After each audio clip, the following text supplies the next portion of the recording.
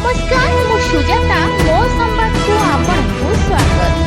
शहीद लक्ष्मण नायक medical college और hospital को स्वास्थ्य मंत्री गस्त गत मंगलवार ठारू चर्चा थिबा कोरापुट शहीद लक्ष्मण नायक मेडिकल कॉलेज और हॉस्पिटल रो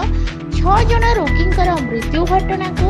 अनुध्यान करबा पई आज राज्य स्वास्थ्य मंत्री मुकेश महाले कोरापुट गस्तरे आसी मेडिकल कॉलेज और हॉस्पिटल रे पहुंची थिले।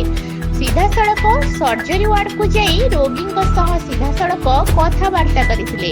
तापरे कॉलेज परिसर रे एक समीक्षा बैठक रे जोग देइथिले। गतकाली मेडिकल कर्तृपक्ष जहाँ गणमाध्यम को कहिथिले मंत्री ताहा दोहराइबा सह दोषी विरुद्ध रे कार्यानुष्ठान ग्रहण कराजिबो बोली कहिथिले। अन्यपटे गतकाली राति रे राज्य सरकार द्वारा घटनार तदंत पई गठित एमकेसीजी मेडिकल कॉलेज रो 3 जन सदस्य आई गोपाल एसजेके दड़े सचिन नायक सेहीपरी कटक मेडिकल कॉलेज रो हरे कृष्ण माझी स्वागत सुबुद्धि मेडिकल को आसी छानबीन करिसेंती जहाँकि परवर्ती समय रे सरकार को रिपोर्ट प्रदान करिवे। सेहीपरी मंत्री कांग्रेस नेतांक सह साक्षात न करबाकु नै कांग्रेस नेता मालकानगिरी रो पूर्वतन विधायक निमाई सरकार और उपकटुरु सह कोरापुट विधायक तुतु मेमे को नै कांग्रेस विरोध करबा सह कोरापुट विधायक सेमानंको ठेलापेला करिथिबा दल अभियोग करिछि।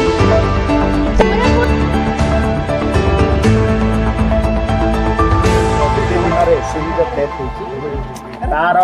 गोटे सरजमीन तदंत करने आमर